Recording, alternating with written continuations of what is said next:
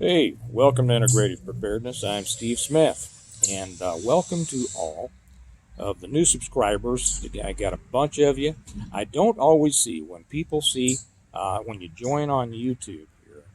I don't always see who joins. Matter of fact, I never see who joins unless you leave a comment. I do see who joins over on Patreon, and I've had so many people join both places. I just wanted to welcome everybody.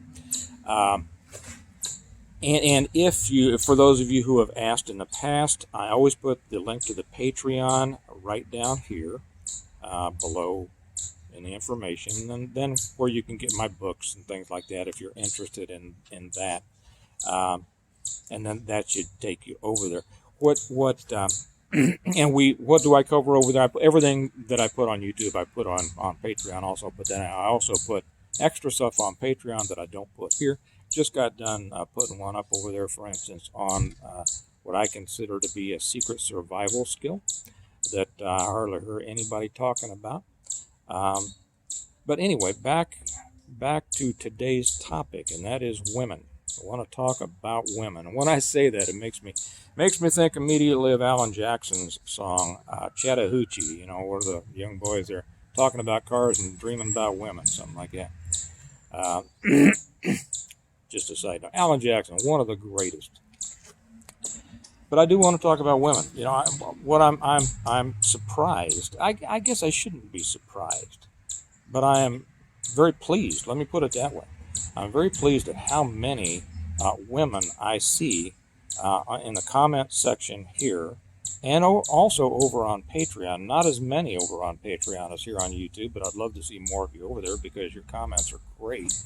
But I am pleased at that. And the reason that I shouldn't be surprised, I guess, was one of the very first people that I knew who got into preparedness, at least was vocal about it and came to me and talked about it, was an old student of mine. Now, this has been probably 10 years ago.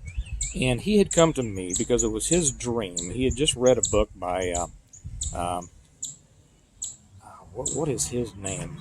Boynton. Was it Boynton or was it Boykin? Or I don't know. One of you guys will know this. He used to be, well, CO of you know what unit. If you know that, then you know what unit.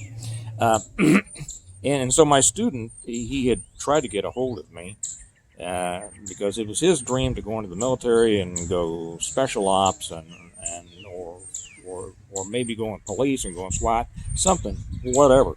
And I forget where he had heard about me, but he did, and he got a hold of somebody, and actually got a hold of somebody on a different continent. It was kind of funny. The kid really tracked me down. Found out about me with somebody in Australia who then guided him over, told him how to get a hold of me here, and he did. First, I kind of blew him off because I wasn't teaching anybody then, but I finally started. I taught him for a while privately. A really good kid. I talked him out of joining the military or the police because I explained to him what was going on with both of them and what had happened. Don't worry, we're going to get back to women in a minute. And I talked him out of it. I was happy about that, and so he didn't. But he told me, he said he started to become concerned about what was happening in the country. And he kind of quietly, just kind of feeling around the edges, see what my reaction would be. He told me that his mother was very concerned and was really getting them into preparedness. And I thought, well, but this is the first person outside of myself who, except for the real diehard survivalists and things like that. This was the first person. For instance, his mom was an engineer, I think, and his dad was a doctor. So this was a different strata of people than I was used to hearing being, preparedness or survivalist types. Well, he said that his mom was all into it, and the more that he listened to her, the more he was becoming, interested and concerned about what was going on and understood the importance of preparedness. Now, he says his dad wasn't into it at all. His dad blew it off, thought it was silly. But his mom, being a strong figure, a strong personality, kept at it, and so my student was getting involved with it. And I told him she was exactly right, of course, and that I suggested he follow that pursuit and involve himself in preparedness. And, at least if his dad never came around, they'd have a doctor in the family, and he'd be happy that he had something to eat, and they'd be happy they had a doctor in the house, right? Well, when I put out my books, I was amazed at how many of my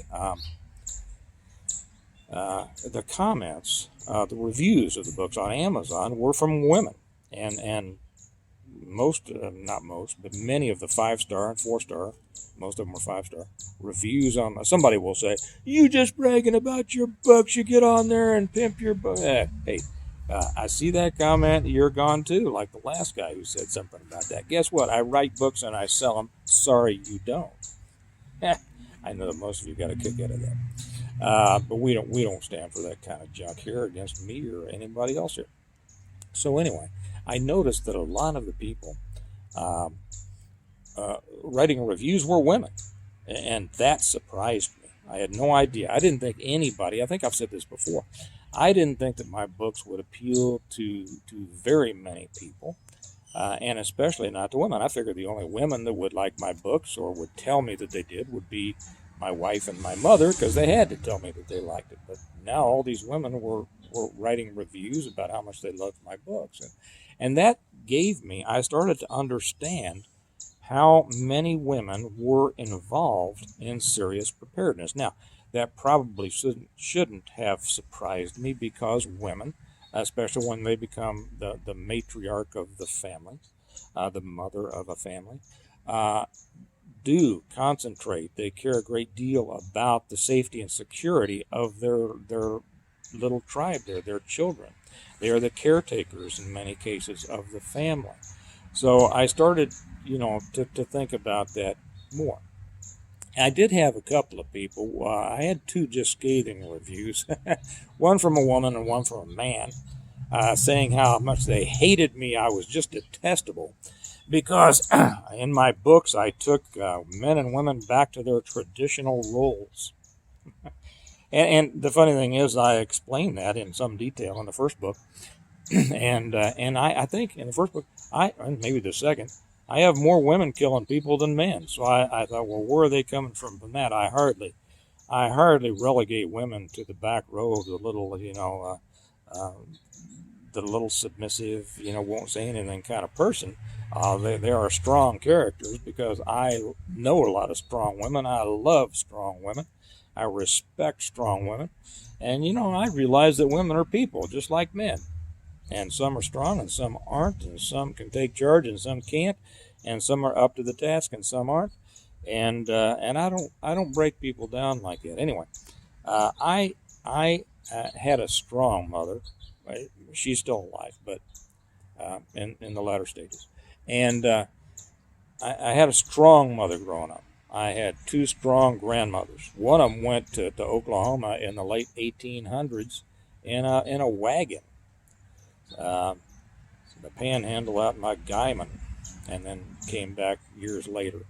I think it was in the very late 1800s, 98, something like that. My other grandmother came from the Ozarks down along the Missouri-Arkansas line, and just tougher than a buggy whip. And all of her sisters were, and every woman I ever knew growing up was a strong woman. I never knew any women like Beaver's mom. Okay, I never knew any woman who spent her day in an apron and just couldn't wait for the man to come home so that she could ask him what to do. Okay, didn't know any of those at all. They were strong. And to give you an idea, some of you, if you followed me, you know that I was 49 years old before I got married, because it took me that long to find one that I said, okay, that one's right for me. Luckily, she felt the same about me. I asked her if she wanted to sit in on this one, because we kept talking about women. She says, yeah, she would, but she had a lot to do. And that's a mark of a good woman too. She's not sitting around waiting for me to say, hey, let's do this. She has a lot to do on her own. Anyway, what I want to say, so you've kind of got an idea of my thoughts and how pleased I am.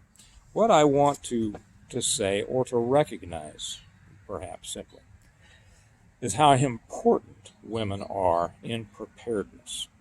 Now, I don't know if there are as many women as men who are involved or interested in it, but I'll tell you what, I know a lot of women personally, not just my readers or viewers, personally, that are the one who is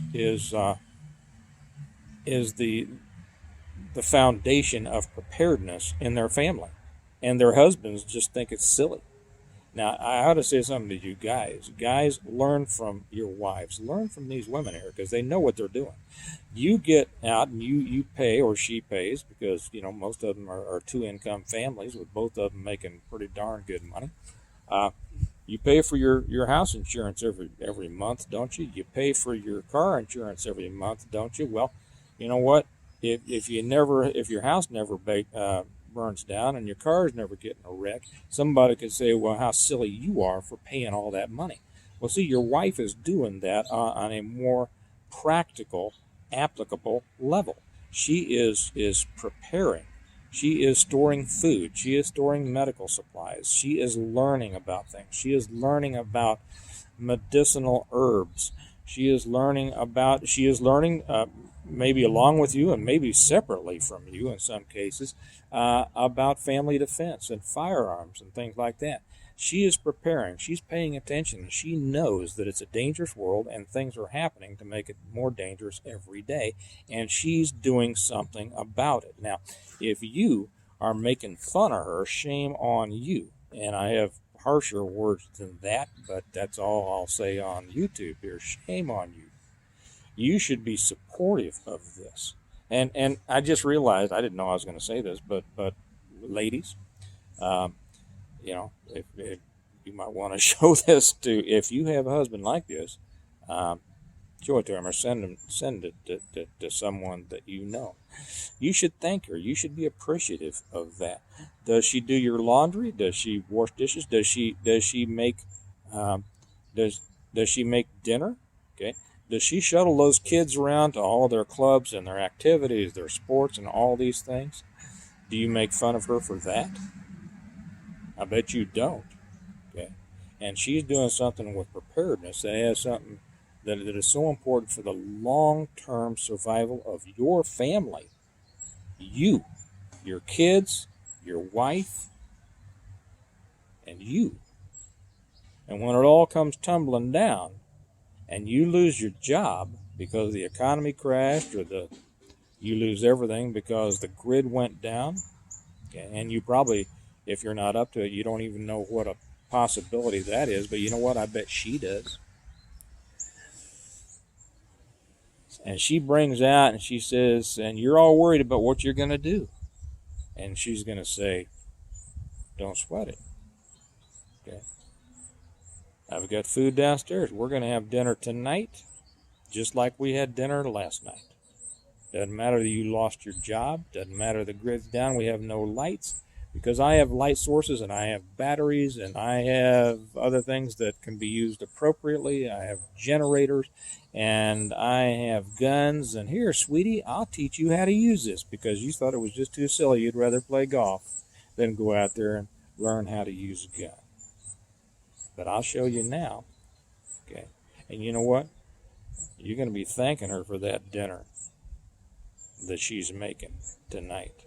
Or maybe you'll learn how to make it. Maybe it's time that you pitched in a little bit and started being a part of the process. You know, ladies, I didn't know I was going to get into this. This was mainly going to be a complimentary, just my compliments for all of the women who I've seen that are so strong and so involved in preparedness, because you are doing so much. You're leading so many families in the right direction. I didn't know I was going to start cracking on some guys, but you know what? It just comes around, because it made me realize I know too many men out there that are just making fun of this stuff. You know, I could turn it around the other way too. That, you know, if there are any women out there making fun of your husbands for doing this stuff, stop it. Hey, they're doing it because they love you. They love your family. They would love the kids. They don't want, bad things to happen. But, back on this. The ideal thing, of course, is to have both man and woman working together on the same page with the same purpose, and to an extent the same in the same direction. You're going to have different functions. Not all of those functions will differentiate because of your gender. A lot of them may differentiate because of your personality. Okay, I know plenty of, sad to say, and I'm sorry to say that, but I'm going to say the truth, that around here I know a number of couples that if I let into to our little happy group, or if it went down and people had to come together, I know a number of couples where the woman is stronger than the man, maybe not physically, but emotionally and mentally, and more attuned. Um, so I'm sure that there is a lot more that I could say about this, but I think I'm going to stop it here because I would love to hear everything that you have to say about it. I hope this reaches a lot of people. Um, so please send this out to some people that you know. Maybe those who have never watched this channel. Maybe some that aren't into preparedness. I'd love to get their input too. But I'd love to hear what you all have to say. So I'm going to call it a day now and look forward to reading your comments. I know we're all going to learn a lot. Please share your experiences. I love the work being done next door. So I'll bring this to it. But I love reading. I don't always have time to get back with her, but I love reading your comments. I love reading your experiences. If you have a hard time with getting a guy on board, tell us about that too. If you've been able to get a guy on board, tell us about that, how you were able to do it. It'll help your sisters, okay? Probably help your sisters a lot. So I'll let it go and remind you that we prepare well today in order to live well tomorrow. And preparing well really means getting that team of man and woman together. And you women are doing a heck of a job at that out there, so keep it up. Okay? Thanks a lot. You all have a good day, and I'll talk to you later. Bye-bye.